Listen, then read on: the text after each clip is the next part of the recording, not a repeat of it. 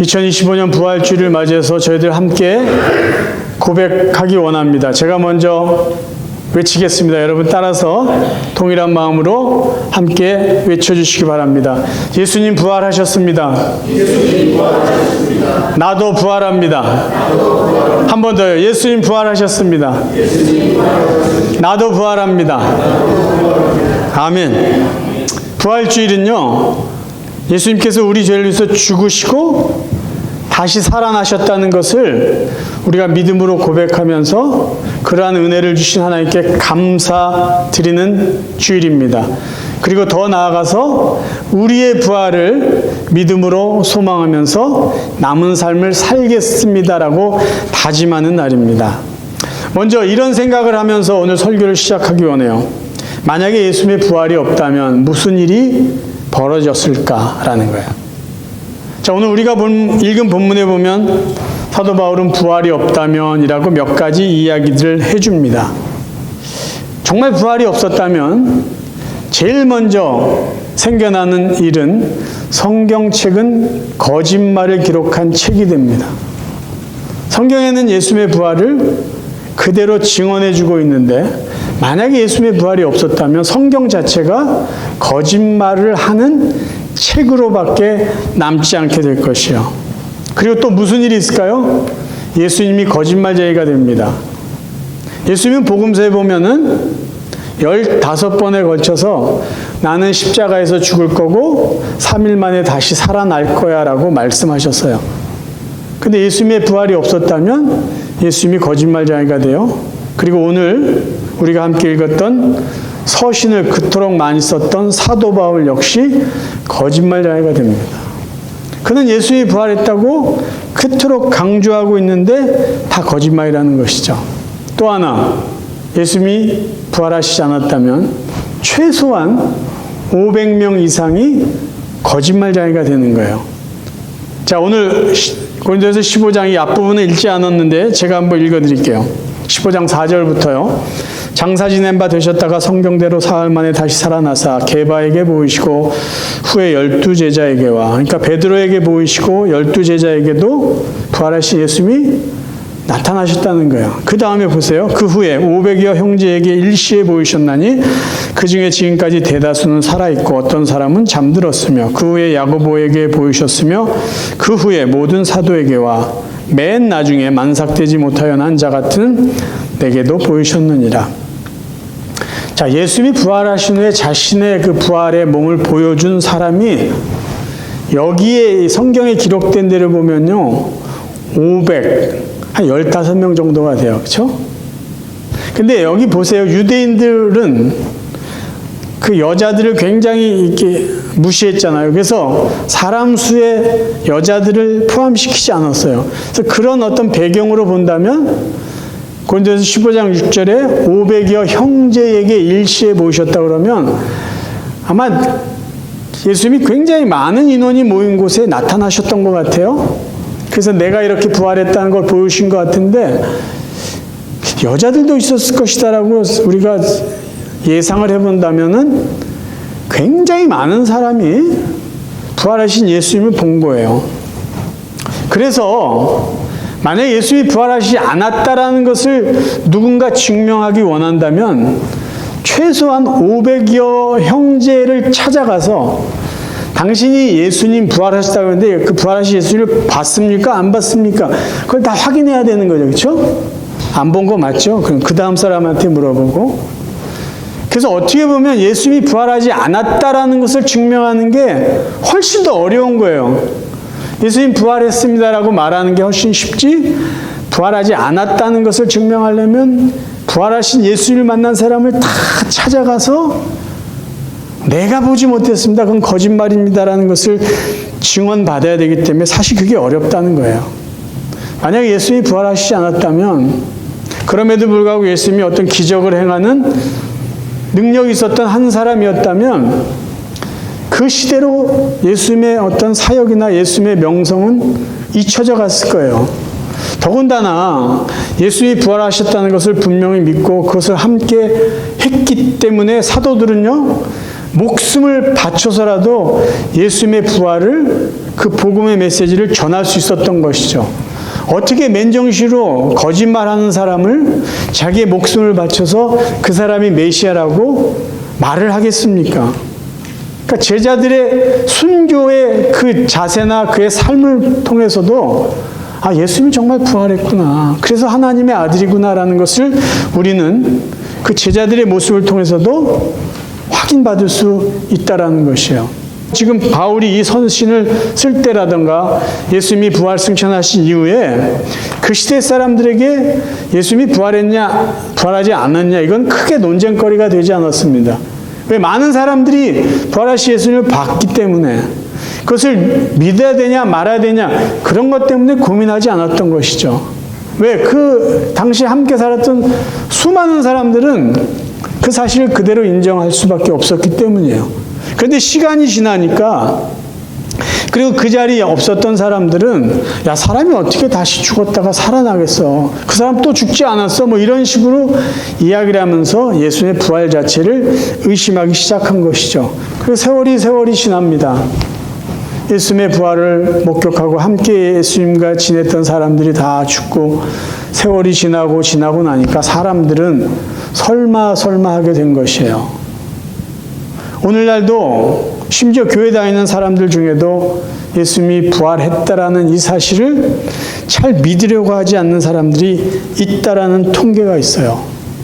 그럼에도 불구하고 예수님의 부활은 역사적인 사실이고요, 우리가 믿어야 될 믿음의 가장 중요한 내용이라는 것을 저희들은 기억하셔야 됩니다. 자, 이제 본론에 들어갑니다. 저희들이 예수님의 부활을 믿을 때 누릴 수 있는 축복이 무엇일까? 오늘은 세 가지로 나눠서 생각해 보려고 합니다. 우리가 예수님의 부활을 믿을 때 우리가 누릴 수 있는 첫 번째 축복은요, 죄 용서와 의롭게 되는 축복입니다. 예수님의 부활을 믿는 성도들에게 너희들은 의로운 사람이야 라는 것을 확인해 주시기 위해서 부활하신 것이다 라고 성경은 말합니다. 로마서 4장 25절, 예수는 우리가 범죄한 것 때문에 내 줌이 되고 또한 우리를 의롭다 하시기 위하여 살아나셨느니라. 여러분 생각해 보세요. 누군가가 내가 여러분의 빚을 다 탕감해 줬습니다. 그렇게 말은 해요. 근데 그 빚이 없어졌다는 것을 증명하지 못한다면 그 사람이 정말 여러분의 빚을 깨끗이 탕감해 주었다는 것을 우리가 어떻게 확신을 하고 고맙다고 말할 수 있을까요? 예수님이 십자가에서 죽으신 이유는 우리의 죄를 대신해서 죽으신 거예요. 근데 죽어주시고 끝났다고 하면은 우리 죄가 용서받은 것을 어떻게, 누구에게 확인을 받죠? 근데 예수님은 내가 너희의 죄를 위해서 내가 대신 죽었다, 내가 죽는다고 죽어주셨어요. 그 다음에 살아나셔서 우리의 죄가 없다는 것을 말씀해 주시는 거예요. 너희들이 이제 죄 없어. 더 이상 너희들 죄 때문에 죽을 이유도 없어. 죽을 필요도 없어.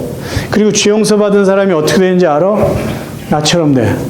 나처럼 다시 살고 시공간을 초월하는 몸을 갖고 부활할 것이고, 함께 먹고 대화하고 함께 즐길 수 있는 이러한 몸으로 너희들은 영원히 살게 될 것이야. 그것을 보여주고 확인하기 위해서 예수님은 부활하신 거예요. 우리의 죄 때문에 죽으신 예수님, 그리고 그 죄가 없어졌다는 것을 정확하게 보여주고 확인시켜 주시기 위해서 예수님은 부활하신 겁니다. 여러분, 빈 십자가와 빈 무덤이 우리에게 주는 상징적 메시지가 있어요. 십자가가 비어 있어요. 무엇을 의미할까요? 더 이상 그 누구도 죄 때문에 십자가에서 죽을 이유가 없다는 것이에요. 가톨릭에서는 여전히 예수님이 십자가에 매달려 있어요. 뭔가 문제가 있다고 생각하지 않습니까? 이미 다 끝난 일이에요. 다 이루었다. 예수님의 십자가의 죽음은 단 한 번으로 모든 인류의 죄를 완전히 용서해 주시는 구속의 완전한 사건입니다. 죄 용서받았다. 그 누구도 더 이상 죽을 필요가 없다. 빈 십자가를 통해서 우리에게 말씀해 주세요. 또 빈 무덤은 뭘까요? 예수님은 살아나셨다는 거예요. 예수님은 살아나셨다. 자, 예수님의 죽으심과 부활을 믿는 사람은 영원히 살게 될 것을 빈 무덤을 통해서 보여주세요. 제가 오래전에 그 뉴스를 통해서 읽은 내용이에요. 몇천 년 전에 죽었던 석가모니의 발가락뼈를 발견했다는 거예요. 그래가지고 난리가 났어요. 그래가지고 그 발가락뼈를 유리상자에다 놓고 석가모니의 묘지 앞에 뭐 전시를 한다, 뭐 그런 기사였어요. 자, 4대 성인이든 아니면 뭐 많은 사람에게 존경을 받던 어떤 위대한 인물이든 세상에 많은 사람들에게는 다 무덤이 있어요. 그건 무엇을 의미하죠? 죽었다는 거예요. 죽었다. 그냥 인간이다라는 것이에요. 그런데 예수님은 무덤이 없습니다. 예수님은 다시 살아나신 분이다라는 것이에요. 그것이 우리에게 던져주는 메시지가 뭐죠? 단지 예수님이 살았다는 게 끝이 아니라 예수 그리스도의 부활을 믿는 하나님의 백성들은 예수 그리스도처럼 살아날 것이다 라는 것을 빈 무덤을 통해서 저희들에게 보여주고 계신 거예요. 그래서 두 번째 우리가 생각해 볼 수 있는 예수 그리스도의 부활을 믿는 자들이 받는 축복은 이거예요. 우리도 예수님처럼 부활해서 천국에서 영원히 살게 된다는 그 구원의 복을 누리게 된다는 거예요.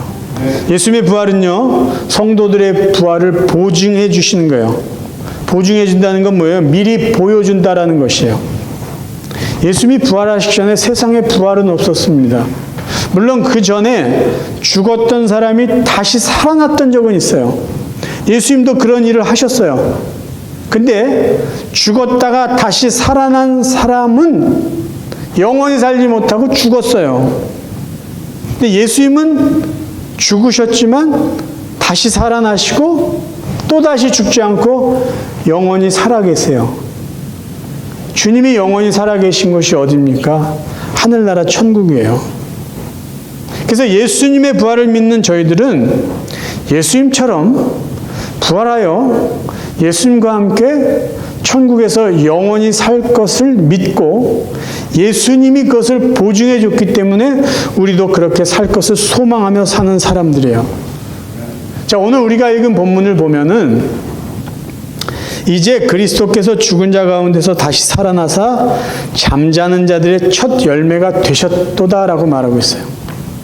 왜 바울은 예수님의 부활을 잠자는 자들의 첫 열매다라고 했을까요? 첫 열매라는 의미는 깊은 의미가 있어요. 예수님이 부활하신 날은요, 유대인의 기준에 보면 안식일 다음 날입니다. 그렇죠? 안식일 다음 날. 그러니까 우리식으로 표현하면 토요일 다음 일요일 날 부활하셨어요. 근데 유대인들에게 있어서 안식일 다음 날은 초실절로 불려지는데요. 초실절은 뭐 하는 날이냐면, 그러니까 곡식의 첫 열매를 수확하는 날이에요. 그러니까 바울이 첫 열매를 사용한 의미는 뭐냐면, 예수님이 첫 번째로 부활하셨다. 그래서 성도들은 예수님이 부활하신 것처럼 이제 차례로 부활할 것이다라는 그 의미로 첫 열매라는 단어를 사용했다라는 것이에요.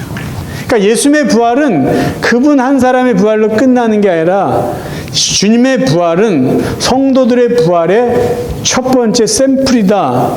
그것을 말해주고 있습니다. 여러분, 예수님의 부활을 믿지 않는 사람들은요, 영원히 죽기 위해서 사는 사람들이에요. 근데 예수 그리스도의 부활을 믿는 사람은요, 영원히 살기 위해서 사는 사람들입니다.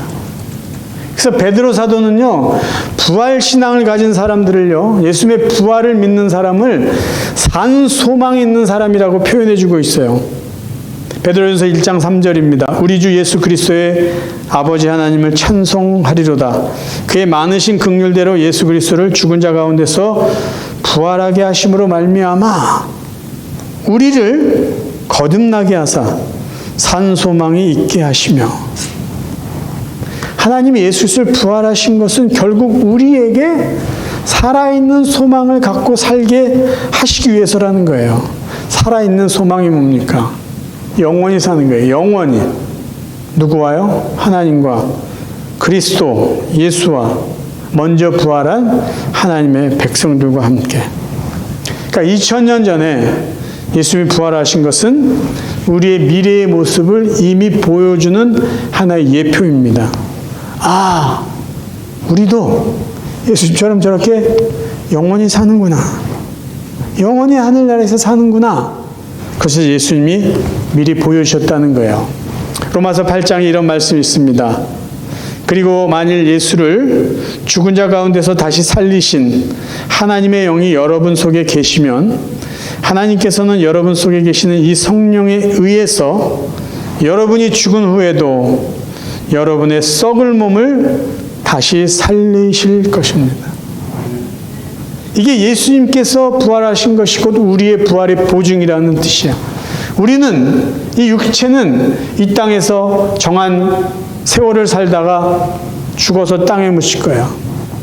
근데 그게 끝이 아니라는 거죠. 성령이 우리 안에 계시기 때문에 그 영이 우리의 이 썩어진 몸을 다시 부활하게 해서 다시 살려주실 것이라는 거예요. 여러분, 예수의 부활을 믿는 것이 왜 중요한지 다시 한번 기억하세요. 예수의 부활을 믿는 것은 곧 나의 부활을 믿는 것입니다. 그래서 예수의 부활을 믿는 것은 굉장히 중요한 것이에요. 세 번째, 그리스도의 부활을 믿을 때 받는 축복은요, 부활 이후에 보상을 받는 축복입니다. 이 축복은요, 우리가 이 땅에서 어떻게 살았는지에 비례해서 받는 축복이에요. 예수님께서 이런 말씀을 하셨어요. 누가복음 14장 제가 읽어드릴게요. 또 자기를 청한 자에게 이르시되 네가 점심이나 저녁이나 베풀거든 벗이나 형제나 친척이나 부한 이웃을 청하지 말라. 두렵건대 그 사람들이 너를 도로 청하여 내게 가품이 될까 하노라. 잔치를 베풀거든 차라리 가난한 자들과 몸 불편한 자들과 저는 자들과 맹인들을 청하라. 그리하면 그들이 갚을 것이 없으므로 내게 복이 되리니 이는 의인들의 부활 시에 내가 갚음을 받겠음이라 하시더라. 무슨 말씀이죠? 자, 이 세상에서 우리가 누군가에게 선을 베풀어요. 그러니까 주거니 받거니 이런 개념으로 선한 일을 하지 말고 나에게 갚을 수 없을 만큼 힘든 사람을 도우라는 거예요. 도와줘라. 기대하지 말고 도와줘라. 주어라. 베풀어라 그거예요. 근데 그 다음이 중요한 거예요. 그 사람이 갚을 것이 없는 그 사람들에게 다 베풀어라. 그리하면 하나님이 그걸 갚아주시겠다는 거예요. 언제요? 의인들의 부활시. 의인들의 부활시. 그러니까 우리는 반드시 부활할 건데 그 부활 후에 하나님이 우리의 삶을 보시고 기억하셨다가 갚아주신다는 거예요. 그래서 예수 그리스도의 부활을 믿는 성도들은요, 이 땅에서 어떻게 살아야 되는지 삶의 동기부여가 분명한 사람들이에요. 왜 내가 선한 일을 해야 됩니까? 왜 내가 불쌍하고 가엾고 능력 없는 사람을 도와야 됩니까? 부활을 믿기 때문이에요. 부활 후에 주님의 약속하신 상이 있다는 것을 믿기 때문이죠. 오늘 본문에서 이런 이야기를 해요. 만일 그리스도 안에서 우리가 바라는 것이 다만 이 생의 삶뿐이면 모든 사람 가운데 우리가 더욱 불쌍한 자이러라. 왜 이런 표현을 했을까요? 예수 믿는 성도들에게 늘 하나님께서 도전하고 권면해 주신 말씀이 있어요. 용서하라는 거예요. 참으라는 거예요. 끝까지 손해보더라도 하나님의 영광을 위해서 다른 사람의 덕을 위해서 살라고 그렇게 이야기를 해요. 그래서 그렇게 살았어요. 근데 만약에 우리가 부활하지 않고 이 세상에서 사는 것이 끝이라면 우리는 얼마나 손해보는 삶을 살아요? 아니 어차피 사는 인생이 이 세상뿐이라면은 하고 싶은 거 다 하면 살면 되잖아요. 뭘 양보합니까? 뭘 남 도와줘야 내가 쓰고 그냥 하고 싶은 거 다 하고 그냥 먹고 싶은 거 다 먹고 그러고 살면 되지. 여기 있는 이 말씀을요 우리가 역으로 해석한다면 성도들이 이 세상에서 베풀고 양보하고 하나님의 말씀대로 살았던 그 모든 삶은 헛된 삶이 아니다라고 우리가 해석할 수 있어요. 그런데 세상을 보세요. 세상은 많은 부분에서 불공평한 곳이에요. 불공정한 곳이에요. 선하게 살고 착하게 살고 정직하게 살면요, 손해보는 곳이 세상의 많은 장소에서 일어나고 있어요. 그래서 사람들이 이렇게 이야기하잖아요. 그렇게 살면 안 돼. 그 바보 같은 짓이야. 적당하게 속이고 적당하게 남한테 좀 나쁜 소리도 하고 그렇게 살아야 돼. 그렇게 사는 것이 세상에 사는 방법이야. 근데 하나님이 이 세상에 사는 성도들에게 계속해서 하나님이 기뻐하시는 삶을 살라고 말씀하고 계세요. 아니, 적절한 보상이 보장되어 있지 않는 이 세상에 왜 하나님은 우리에게 양보하고 어떻게 보면 바보처럼 살라고 말씀하실까요? 저 말씀 때문이에요. 내가 보상해 주겠다. 내가 갚아주겠다. 내가. 너희들이 세상에서 그런 공정한 대우를 받지 못했더라도 내가 너희들의 부활 시에 갚아주겠다. 그 약속 때문이에요. 그래서 저희들이 예수님의 부활을 믿고 이 세상에서 하나님이 기뻐하시고 하나님이 원하시는 삶을 살면서 때로는 힘이 들더라도 참고 더 사랑하고 더 양보하고 더 용서하고 더 베풀고 살아야 되는 이유가 분명하다는 것이에요. 왜? 나의 부활을 믿기 때문이고 하나님의 약속을 믿기 때문입니다. 그렇지 않으면 우리는 이렇게 살 이유가 하나도 없는 거예요. 근데 우리의 부활을 믿기 때문에, 우리가 부활했을 때 하나님이 우리의 베풀음을 보상해 준다는 그 약속을 믿기 때문입니다. 고린도전서 15장을 부활장이라고 통상 이야기를 해요. 바울이 부활에 대한 이야기를 아주 자세하게 이야기해 주고 있기 때문이에요. 그런데 고린도전서 15장은 1절부터 58절까지 있어요. 상당히 한 장이 길어요.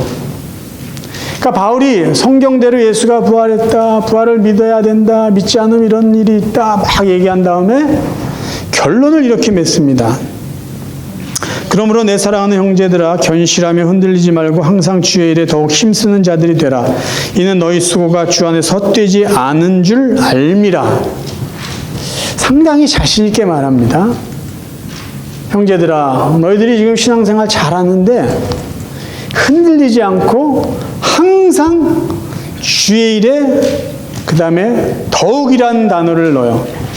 지금도 잘하고 있는데 더욱 힘써라. 근데 그 이유가 있어요. 너희들의 수고가 헛되지 않다는 것을 알기 때문이라고 말해요. 자기가 어떻게 알아요? 우리가 이렇게 생각할 수 있잖아요. 근데 바울은 알아요. 저렇게 자신 있게 말할 수 있는 근거가 되는 말이 고린도서 10장에 나와요. 사도 바울이요, 3번째 하늘을 갔다 온 경험이 있어요. 유대인들은 첫째 하늘, 둘째 하늘, 셋째 하늘을 나누는데 셋째 하늘은 하나님의 보좌가 있는 곳이다라고 생각을 합니다. 하나님이 계신 곳입니다. 근데 바울은 그곳을 갔다 온 경험이 있어요. 그러니까 바울이 저렇게 자신 있게 말할 수 있는 건요, 분명하게 기록은 되어 있지 않지만 내가 안다라는 것 중에 뭐가 있을까요? 내가 가봤더니 의인들이 부활해서 하나님과 함께 거하고 하나님 주신 그 귀한 은혜들을 받고 있다라는 것을 내가 봤기 때문에, 내가 알기 때문에 여러분들 지금도 잘하고 있지만 더욱 힘쓰십시오.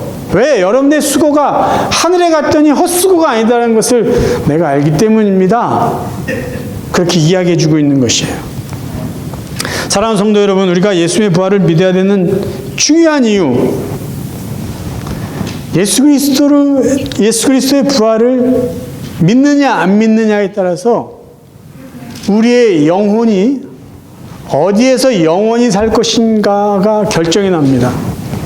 예수 그리스도의 부활을 믿는 사람들의 영혼은요, 천국에서 영원히 살게 될 것이에요. 그런데 예수 그리스도의 부활을 믿지 않는 자들은 영원히 어디서 사냐? 지옥에서 사는 거야. 그거의 결정이 어디서 나냐? 예수의 죽으심과 부활을 믿는 믿음에서 결정난다는 것이에요. 예수 그리스도의 부활을 믿고 나의 부활을 믿는 사람들은 이 세상에서 어떻게 살아가야 되는지 삶의 목적과 삶의 동기부여가 확실한 사람들이에요. 내가 이 땅에서 하나님 기뻐하시는 삶을 살 때, 내가 부활하는 그때 하나님은 우리의 삶에 대한 보상을 해 주시는 거기 때문이에요.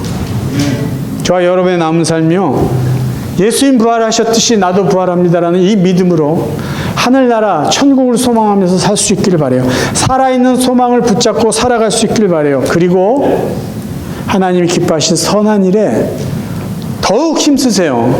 지금도 잘하고 계시지만 더욱 힘쓰세요. 왜? 우리의 더욱 힘쓴 그 삶의 수고는 우리가 부활할 때 하나님의 상으로, 보상으로 하나님이 갚아주실 것이기 때문입니다. 부활의 신앙 분명히 붙잡고 주님만 하는 그날까지 하나님의 뜻 가운데 살아가는 복된 성도들 되시기를 주님의 이름으로 축원합니다.